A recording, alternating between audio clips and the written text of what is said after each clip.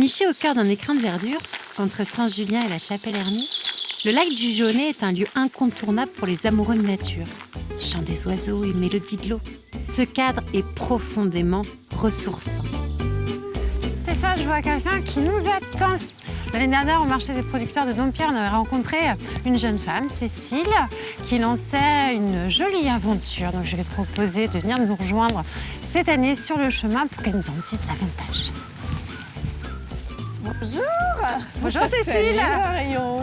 Comment vas-tu? Bah bien et toi? Depuis un an. Bah oui, ça fait un an. Ça fait un an, jour pour jour, Ouais. quasiment. Ouais. On s'était rencontrés chez Mathieu, Oui, à Dompierre. c'est ça. Tu nous avais parlé d'une belle aventure. C'est ça. Donc c'est pourquoi avec Stéphane, on voulait vraiment venir, ou que tu viennes à notre rencontre Ouais. cette année sur le chemin. Alors je vois qu'il y a des choses qui se sont concrétisées. Oui. On s'assoit? Oui, on va On s'asseoir. s'assoit. On s'assoit, on s'assoit. Alors Cécile, peux-tu nous expliquer ce qui s'est passé dans ta vie depuis un an, professionnellement? Oui. Non, Oui, on va rester sentir- professionnel. on va sentir à la sphère professionnelle, parce que déjà, je vois qu'il y a des choses sur la table Oui. qui parlent d'elles-mêmes. Exactement. Depuis un an, j'ai pu créer mon entreprise, donc la cuisine paysanne de Cécile, donc une conserverie artisanale au plus près des producteurs de Vendée. Donc l'idée, c'est vraiment de transformer avec eux leur surplus de production, leur production et de mettre en place des recettes sur mesure. La cuisine paysanne, tout est dit dedans. Oui, c'est ça. C'est-à-dire que tu vas vraiment t'en tenir Oui. aux fermes, Oui. sur ton secteur d'habitation essentiellement ou, Sur toute la Vendée. sur tout le territoire. Ouais, voilà. Comment tu choisis C'est plus une histoire de feeling, c'est-à-dire on se rencontre. Moi, j'en rencontre beaucoup. Comme j'ai toujours cherché des productions vraiment au cœur de la Vendée, des productions bio, raisonnées. Et donc, à la suite de ça, on fait beaucoup d'échanges. Et puis, je transforme pour eux ou j'achète et puis je produis sous ma marque. Tu fais marcher le réseau dans ces cas-là, c'est-à-dire que tu rencontres un producteur, tu commences à Oui. travailler avec lui et après peut-être cette personne Oui. qui va te conseiller. Alors Oui. comment tout a commencé? Comment tout a commencé? Avec la ferme du Petit Grain, qui est à Sainte-Flève-des-Loups. Donc D'accord. elle produit de la volaille en bio et de l'avoine. Et puis elle a voulu créer des nouvelles recettes un peu à base d'avoine. Donc en fait, c'est comme ça qu'est née aussi mon idée de transformer et mettre en place des recettes vraiment pour eux, quoi. Et puis petit à petit, j'ai commencé à rencontrer d'autres producteurs, dont les Agrobat Anémie, qui eux m'ont permis de me lancer l'année dernière. Et donc du coup, j'ai fait beaucoup de ratatouille, sauce tomate, courgette à la tomate. J'ai fait tout ça l'été dernier pour Mais eux. qui sont les acrobates? C'est des producteurs Anémie, donc ils sont en bio, ils sont installés il y a 2-3 ans.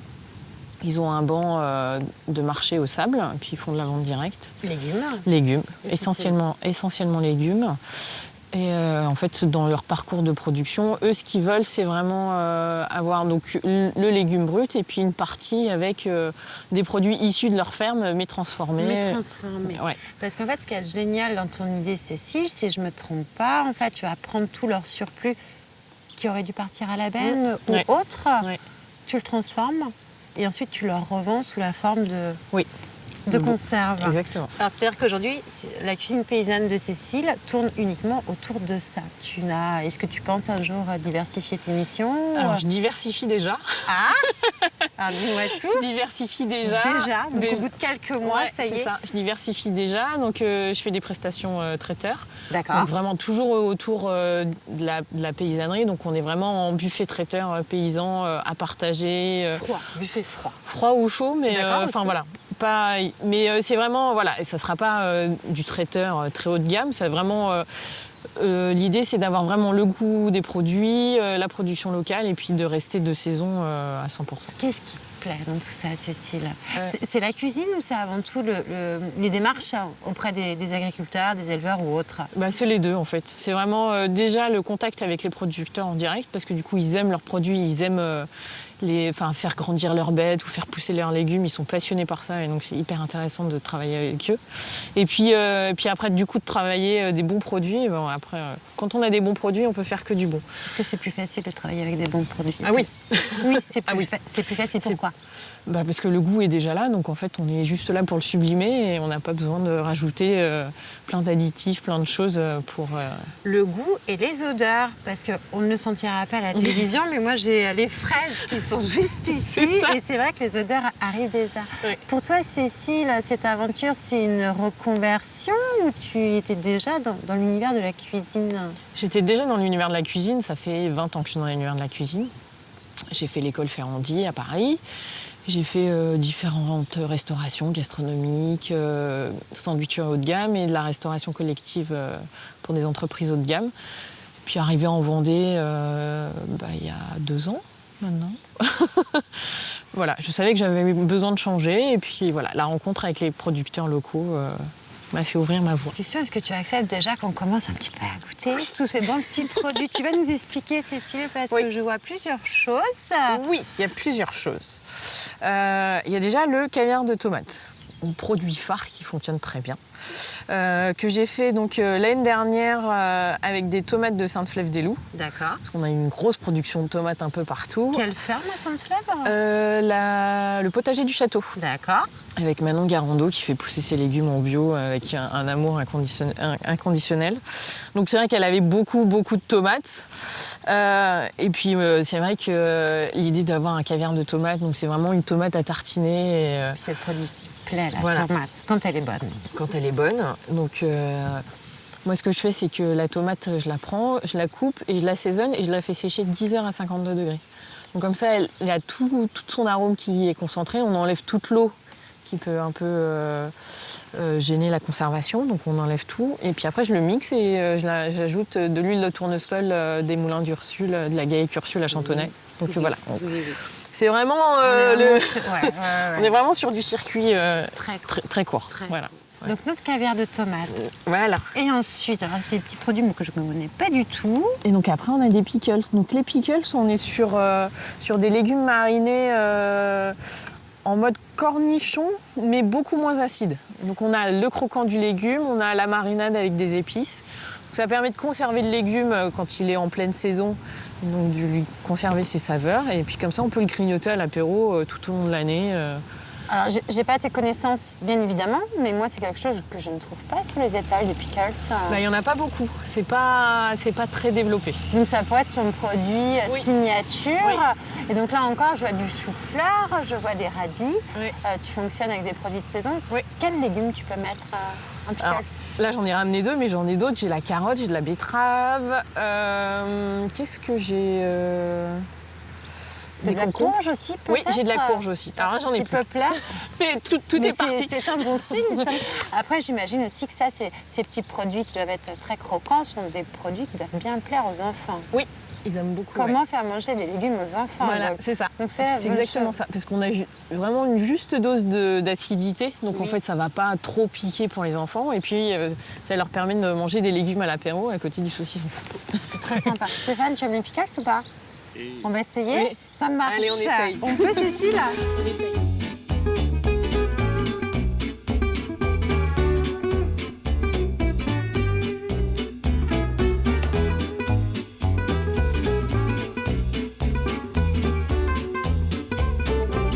Alors, Cécile, aujourd'hui, comment tu t'organises? Tu travailles de la maison? Tu as un atelier?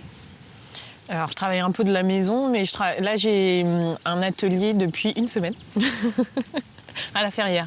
Donc avant, je virevoltais un peu dans différents endroits. Mais là, depuis une semaine, j'ai les clés de mon atelier où je vais pouvoir cuisiner plein de choses. Je suis trop contente. Comment tu vois les 6 prochains mois? Alors, les 6 prochains mois, déjà, ça va être un bel été avec toute la production sauce tomate, sauce pizza, ratatouille. C'est vraiment ça. Cet été, je me consacre vraiment que aux producteurs. Vraiment de la production sur mesure pour eux. Et puis, rentrée de septembre-octobre, je m'attaque à un sujet qui me tient à cœur, c'est le conseil aux cantines scolaires. Ah, alors justement, parle-nous davantage de ça. Donc, Parce que ça, c'est important. Oui, c'est important. C'est un enjeu majeur. Très important. Et c'est vrai qu'on se rend compte que beaucoup des élèves mangent mal à la cantine. Mais depuis des années, hein. C'est limite rentré dans les mœurs. On sait qu'on mange mal à la cantine. Collège, lycée, primaire. Voilà, collège, lycée, primaire. On peut même aller jusqu'à l'EHPAD en collectivité. Hein. Et l'idée, c'est vraiment d'aller au plus près des cuisiniers sur place et de les aider à valoriser les circuits courts et de travailler un peu plus avec les producteurs locaux. Et puis leur redonner envie de faire à manger. Alors là, comment ça se passe? Parce que j'imagine qu'il faut passer du temps quand même. Tu ne peux pas évaluer les choses en une journée, 2 journées. Tu passes combien de temps? Pour un audit complet, je passe quand même 10 jours sur place. Après, je passe 10 jours à tout remettre en forme et après à présenter l'audit avec les personnes concernées. Et puis après, il y a bien 10-15 jours de formation du personnel. Voilà. Alors là, on parle essentiellement du personnel de la cantine, mais est-ce que tu prends en compte aussi les retours des élèves? Oui, parce c'est important, ça. Parce qu'en fait, l'idée dans l'audit, c'est de voir, d'avoir un état des lieux de ce que ressentent les élèves, qu'est-ce qui va pas. Alors, on sait que beaucoup d'enfants sont difficiles, donc après, il faut réussir à juger entre les deux. Voilà, entre est-ce que c'est du caprice ou est-ce que c'est vraiment pas bon parce que c'est mal cuisiné ou parce qu'il y a quelque chose ou que le produit est pas bon dès le départ. Enfin voilà, c'est vraiment une analyse entre les retours des enfants et puis les retours des parents aussi, parce que on a aussi le retour des parents quand les enfants n'ont pas mangé ou qu'on mangé que du pain sur le repas du midi. Bon, ça. Et j'imagine que ton combat dans ces cas-là, c'est aussi le gaspillage alimentaire, parce que quand un enfant mange que du pain le midi, son assiette. Exactement, c'est ça. Donc lutte contre le gaspillage alimentaire. Donc voilà, ça représente une bonne semaine de travail où justement pendant une semaine on pèse ce qui reste. On sait que le jour où il y aura des frites, ça ne sera pas jeté, mais le jour où il y aura autre chose, pourquoi ça a été jeté, qu'est-ce qu'ils n'ont pas aimé dedans.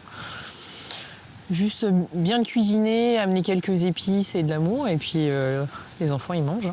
Cécile, qu'est-ce que ça t'apporte tout ça aujourd'hui, après 1 an? Voilà, d'un point de vue épanouissement personnel, professionnel, qu'est-ce que ça t'apporte tout ça? Comment tu te sens aujourd'hui? Joyeuse, hyper joyeuse. Non, ça m'apporte beaucoup de joie. Je suis épanouie, heureuse, je suis... Parce que j'imagine que le 35 heures semaine, tu ne connais pas. Ah oui, non. Voilà, ça c'est quelque chose que tu as oublié certainement même depuis longtemps. Oui. Voilà. Mais parallèlement, tu aimes ce que tu fais et t'en demandes encore et toujours plus. Oui, c'est ça. Donc c'est-à-dire que d'ici les prochaines semaines ou les prochains mois, si avec Stéphane, à l'occasion d'un repas haute, on a besoin d'un traiteur, on peut faire appel à la cuisine paysanne de Cécile, qui respectera la saisonnalité, les bons goûts, les valeurs. Exactement. Les valeurs essentielles, en fait. Merci, Cécile. Mais avec plaisir.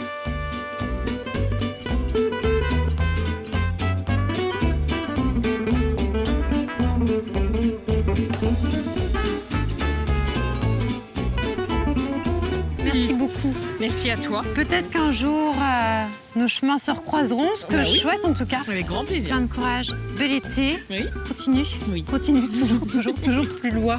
Stéphane, nous y allons? Allez, c'est parti. Merci. Bonne continuation. Oui. Sous le soleil. Sous le soleil. Quelle énergie, mais quelle motivation et surtout quelle passion. Portée par la volonté de rendre accessible à tous le bien manger, Cécile est la véritable petite fée qui sait merveilleusement bien sublimer le produit. Sans hésiter, foncez et dégustez sa confiture de fraises. Une tuerie. Merci Cécile, merci. Go Stéphane, on est reparti. Vous allez bien? Jean-Marie-André, Stéphane, bonjour. Bisous. Tout. Qu'est-ce que je suis contente de vous retrouver ici. Ça, c'est la belle surprise de vous rencontrer sur le board après de longues années. Voilà. C'est vrai. On a quand même passé quelques années au collège. Moi, je ne sais pas si c'était en 5e ou en 6e. C'était, si mes souvenirs sont bons, 6e et 5e. Ah oui, c'est possible. Je faisais l'histoire géo et le français, en fait. Et moi, je vous avais en histoire géo. On avait parlé des Grecs, des Romains. Et c'est toujours ma passion, les Grecs et les Romains. Et aussi un petit peu de période médiévale, qui est aussi ma passion, pour le coup. Donc vous êtes peut-être à l'origine. Tout à fait. Enfin, je ne suis pas à l'origine, sûrement pas. Je pense que tu avais déjà ça dans la tête, dans un coin de ta tête. Mais moi, j'ai beaucoup aimé aussi cette période en 5e. J'avais beaucoup aimé. C'est là où on voyait les monastères et autres. Et donc, alors, depuis toutes ces années, qu'est-ce qui s'est passé pour vous, Marie-André? Depuis toutes ces années, Aujourd'hui, j'imagine que vous êtes en retraite. Oui, je suis à la retraite. Très heureuse d'être à la retraite parce que j'ai le temps d'écrire, de peindre, de lire, lire, de m'occuper de mes petits-enfants aussi. Ça, c'est très important. J'en ai quand même 9. Comment est arrivée cette passion, cet amour de la peinture? Déjà, dès le collège, j'avais enseigné, entre guillemets, un petit peu les arts plastiques. Mais je dis D'accord. entre guillemets parce que je n'ai pas de formation. C'était pour compléter, on va dire, mon emploi du temps. À l'époque, c'était un peu comme ça. Bien sûr. Mais j'avais un petit peu ça, toujours moi aussi dans un coin de la tête, j'avais dit un jour, je peindrai. Et quand je suis partie du collège, mes collègues m'ont offert un chevalet, une grande boîte de peinture. Donc c'était super, je ne pouvais que peindre. Formidable. Donc voilà, j'ai commencé à peindre en 2003 avec un art plutôt figuratif. Je peignais des scènes de vie, je peignais des bords de lac, la mer. Et puis petit à petit, j'ai laissé tomber cet art figuratif pour m'orienter un peu plus vers l'abstrait. J'ai fait un stage avec un peintre cambodgien qui m'a, disons, un petit peu modelé dans sa façon de faire. Donc je me suis lancée un peu dans l'abstrait. Enfin, c'est pas véritablement un abstrait, je dirais que c'est une peinture suggestive. Alors, qu'est-ce que vous avez appelé peinture Alors, en fait, quand je pars sur une toile, chaque toile, c'est une aventure, en fait. C'est une aventure. Je choisis mes couleurs et puis je pars avec mes couleurs. Et parfois, dans ce que je fais, je suggère des choses. Je vais, par exemple, voir un chemin, un personnage. Moi, je le vois. Certaines personnes le voient, d'autres ne le voient pas. Finalement, quand on peint quelque chose de figuratif, on se rend compte que les gens, forcément, ils reconnaissent. Et ils n'ont pas envie de trop chercher. On leur donne tout fait. Bien sûr. Bien sûr, Alors que dans l'art abstrait, un petit peu comme faisait le peintre chinois, là, Zhao Wuqi, on cherche, on a envie de deviner. Mais alors au début, mes petits-enfants, quand j'ai commencé l'abstrait, mes petits-enfants, « Oh, mamie, oh là là !» Ils trouvaient ça. Et puis, finalement, petit à petit, ah, Clara me disait, oh mamie, je vois un oiseau. Oh mamie, moi je vois. Et ça, c'est super. Et ça fait marcher l'imaginaire. Ah, complètement l'imagination. Et Le l'art sens de abstrait ça. fait marcher l'imagination. C'est tout à fait ça. Bien sûr. Tout à fait. Finalement, je ne regrette rien. Alors, je pars avec mes couleurs qui sont en fonction de mon état d'âme. J'ai eu toute une période bleue, pas comme Picasso. Oui, mais non, j'espère. j'ai eu une période bleue. Je ne faisais que du bleu. D'ailleurs, j'ai exposé là au CHD. Et puis là, je suis dans une période d'énergie, donc c'est du rouge. C'est du rouge. Du jaune. Je vais exposer là à Saint-Julien. D'ailleurs, j'en profite pour dire qu'à Saint-Julien, il va y avoir une expo du 13 au 23 juillet. Oui. Sur la commune. cet été. Ça va être intéressant parce que ça dure une dizaine de jours. Il y a une exposition dans l'église. Il y a exposition un petit peu partout, dans un jardin aussi. Et qu'est-ce que, aujourd'hui, cette peinture vous apporte? Vous êtes devant votre toile, vous avez vos couleurs, vous avez vos mains, vous allez mettre en forme un tableau. Qu'est-ce que ça vous apporte, ce moment de la création? Moi, c'est du bien-être, c'est de la sérénité. Quand je suis là sur ma toile, je suis bien. J'oublie beaucoup de choses. J'ai eu des gros soucis de santé et je dirais que la peinture, c'est vraiment un exutoire. C'est vraiment quelque chose qui fait du bien, comme l'écriture d'ailleurs. Mais comme justement, je voulais rebondir là-dessus, parce que vous nous l'avez dit il y a quelques minutes, vous écrivez, vous aimez écrire. J'aime écrire, oui. C'est le même, c'est le même bénéfice pour vous, peinture, écriture? Vous allez retirer les mêmes choses positives? Oui, pour moi, oui. C'est aussi positif l'un que l'autre. Je trouve que l'écriture, ça permet de ressortir des choses, comme la peinture d'ailleurs, des choses qu'on a en soi. Alors, j'ai d'ailleurs entendu parler d'une nouvelle que vous avez écrite. Oui. Est-ce que vous voulez bien nous en parler? Alors, cette nouvelle, c'est une nouvelle autobiographique en fait. Ça s'appelle Les aveux gourmands de Jeanne. Jeanne, c'est mon deuxième prénom. Le thème, c'était la gourmandise. Je me suis dit, la gourmandise, je suis un peu gourmande, j'aime bien le chocolat, mais enfin bon, la gourmandise, ça ne m'inspire pas vraiment. Ça vous inspire pas? Et puis, en réfléchissant, je me suis dit, mais la gourmandise, c'est vaste. Il peut y avoir la gourmandise des mots. Et c'est là que je me suis dit, tiens, la gourmandise littéraire, la gourmandise des mots, ce serait pas mal. Et puis la gourmandise aussi, après, ça rejoint la peinture. Finalement, j'ai laissé les mots pour passer à la peinture. Oui. Mais bon, c'est une histoire que... C'est vraiment un récit autobiographique. Et qui a été couronné, en plus. J'ai eu un prix, oui, effectivement. C'est important de le souligner, mais c'est comme ça que j'ai appris. Oui, j'ai eu un prix. Bon, après, c'était une nouvelle qui n'était pas très, très longue. C'était pas très, très compliqué. Mais ça m'a motivée pour en écrire d'autres. C'est surtout ça.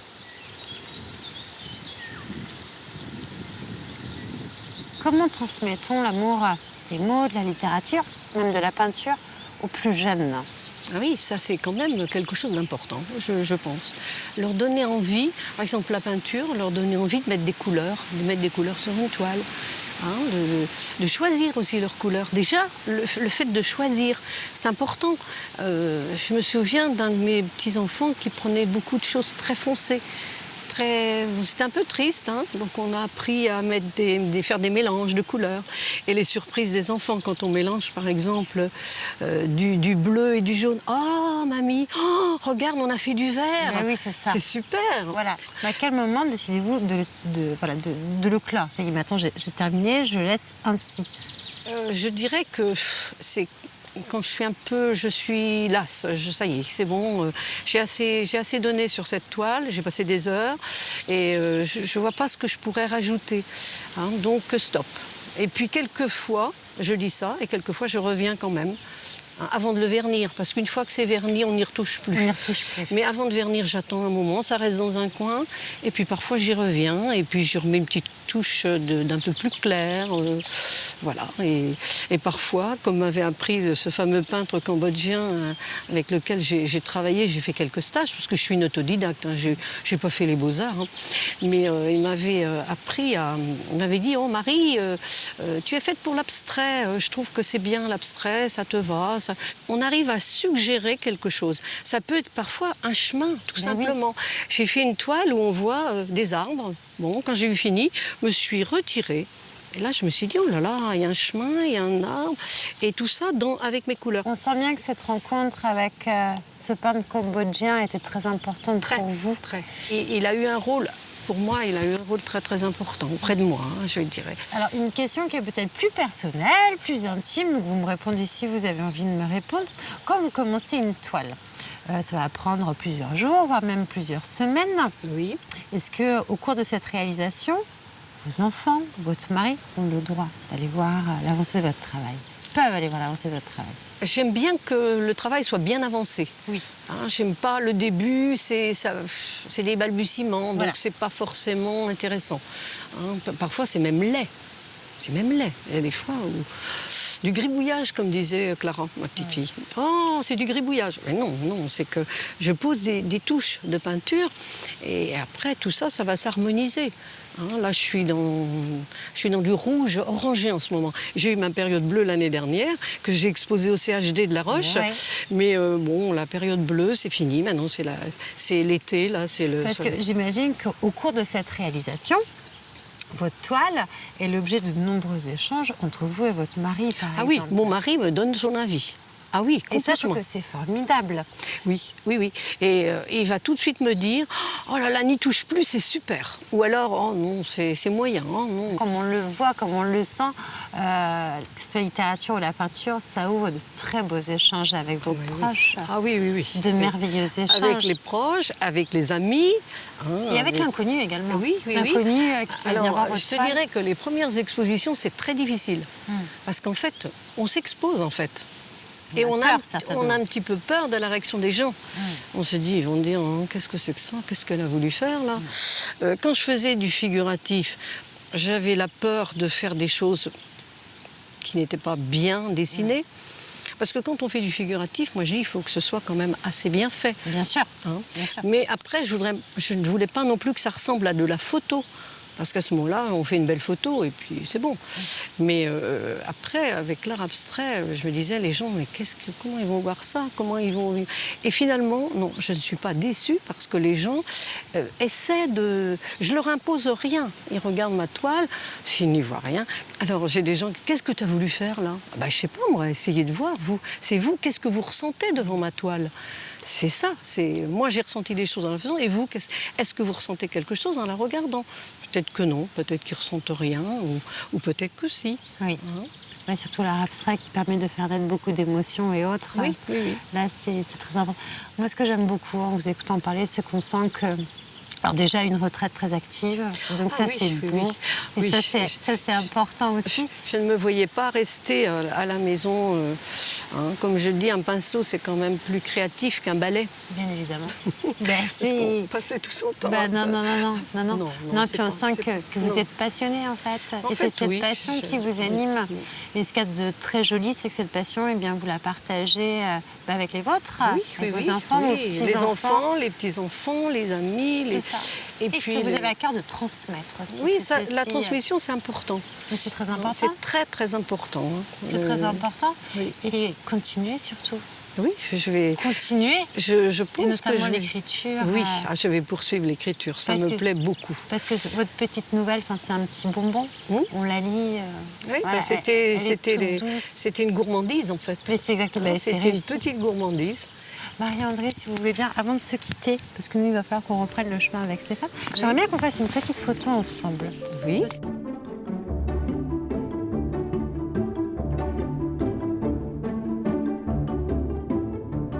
Avec le lac du Jaunet en arrière-plan. Je vous la laisse. Oh, merci. Comme ça nous fait un petit souvenir de notre rencontre. Je vous fais un bisou. Merci. Merci, À Marion. bientôt, j'espère. Oui, oui, oui. Oh, merci, Et c'est sympa. continuez surtout. Et nous, avec Stéphane, c'était on essaye de passer par Saint-Julien. Oui. Pour venir voir votre toile. Hein? D'accord. À bientôt alors. À bientôt. À bientôt. Au revoir, merci.